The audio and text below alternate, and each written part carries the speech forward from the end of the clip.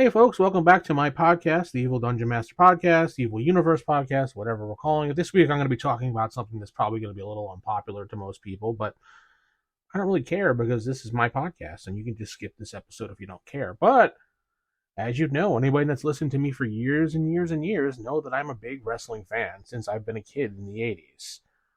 I've watched wrestling all my life, and I still watch it. I went through the Attitude Era, I went through, the golden era of the 80s, and the Attitude Era, and then the Ruthless Aggression, and then the downfall of wrestling to crap that it is now, until finally we got rid of Vince McMahon. Well, we all know what happened to him. If you don't, you can Google it. I'd rather not talk about that because it's really embarrassing and disgusting. But, I mean, he's innocent until proven guilty, but I'm pretty sure he's guilty on this account of the trafficking that he did. But I'm not going to get into that. What we're going to talk about this week is that wrestling is back. I mean, good wrestling, good drama, good segments, good promos, and good matches are finally back on the table.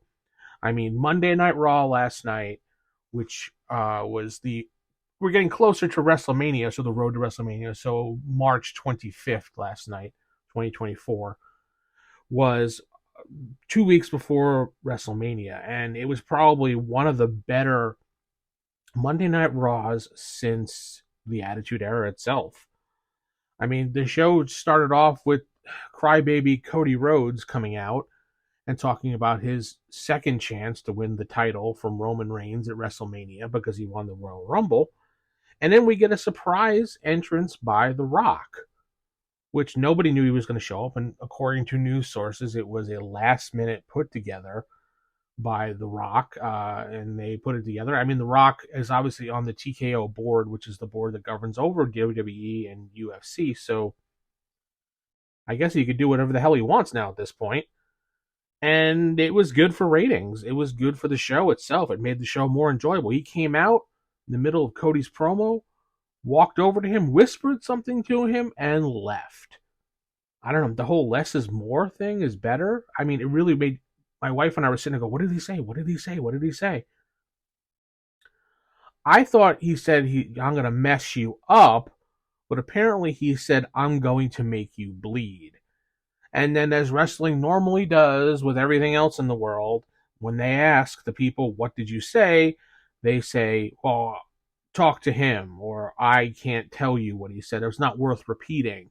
So the mystery is left to you as the viewer to figure out what it is until it finally does happen or hits you, or you look at some news source and they tell you. I had to look at a news source because I had no idea. The Rock said, I'm going to make you bleed. And that's all he said and left. The crowd did boo that he didn't say anything, but don't worry, later on we get a bunch of Rock stuff at the end of the show.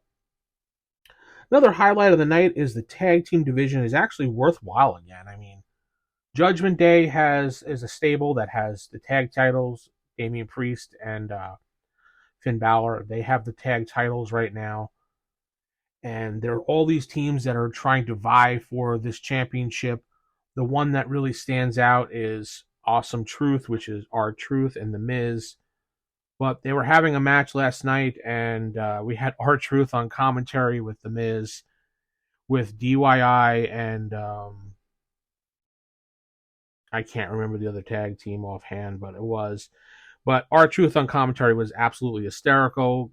His gimmick of being goofy and mixing up names and calling people whatever else and screwing things up just gets funnier every time. R-Truth is definitely a very good character, a very good actor. I enjoy anytime he speaks. I love him. I love Ron the Truth Killings. He's awesome.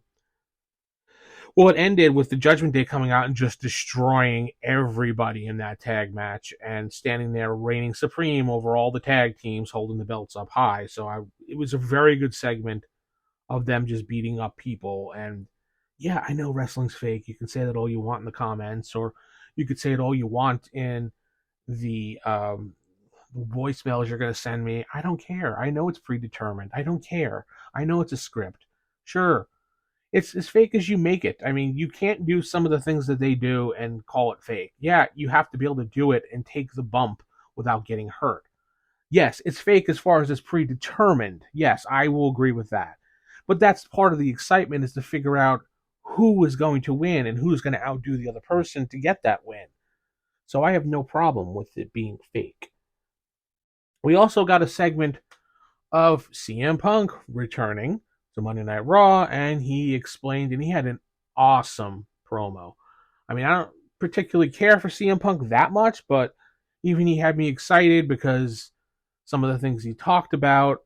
And then we had Drew McIntyre come out, and they both looked like they were ad-libbing off one another as far as what was going on. And news sources did confirm that, because it was kind of weird how they were doing it. They were kind of talking over each other once in a while. So I knew they really weren't on script. And you could tell, being a wrestling fan, what happens when wrestlers are not on script. You could tell they're interrupting each other. It doesn't sound and it doesn't flow sometimes, but sometimes it just flows really well. And last night they had a whole segment talking about each other, how they're gonna, how Drew McIntyre ended CM Punk's chance at WrestleMania 40 because he, broke his arm pretty much, or bicep, tore his muscle in one of the matches.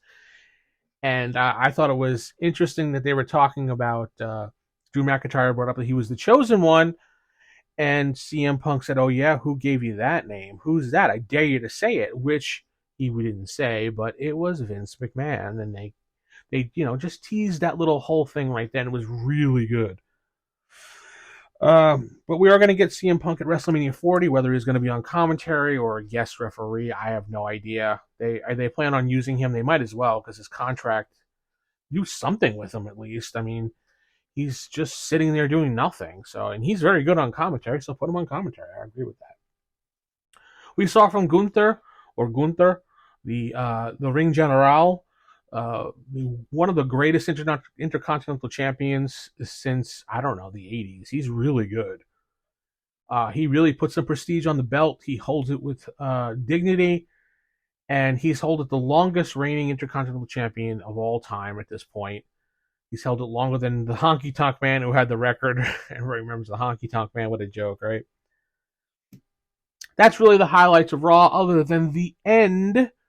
After the final match with Jey Uso, everybody started getting into a brawl as the Bloodline showed up. But then, as Cody went backstage to take care of the Bloodline, The Rock shows up and starts beating the crap out of Cody Rhodes, throwing him into walls, throwing him into doors.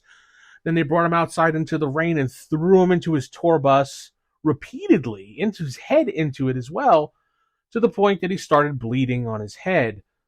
The Rock gave a really great promo in the rain and took off his belt that said Mama Rhodes on it, and took the blood off Cody's face and smeared it onto the belt, because he promised to hand the belt that The Rock wears to his mother with Cody's blood all over it. And we got an excellent promo in the rain. This is really Attitude Era stuff for wrestling. This is when wrestling was at its highest, when they were getting millions and millions of views on TV. And I don't want to hear the bullshit that people were saying, well, there wasn't a lot of stuff to watch back then. No, this was the 90s. This wasn't like people only had 4 channels to watch. There were lots of channels to watch, lots of TV on in the 90s. So, especially in the late 90s, when the Attitude Era was at its prime, in like 97, 98, around there was plenty of things to watch on TV. So there's no excuse to say that there was nothing else to watch. I know a lot of people said, well, there was not a lot of stuff on TV. There's plenty of stuff on TV. But that's my review of Monday Night Raw. I was really excited after watching it. I look forward to SmackDown now. They're doing stuff on there as well. And Monday Night Raw next week until we get to WrestleMania. We'll see how WrestleMania turns out. I'll give you my review of that as well. It's going to be a 2-day event. Should be a lot of fun. All right, with that said, I'm going to head out. This is Vince, the Evil Dungeon Master, saying good night, everybody, and God bless.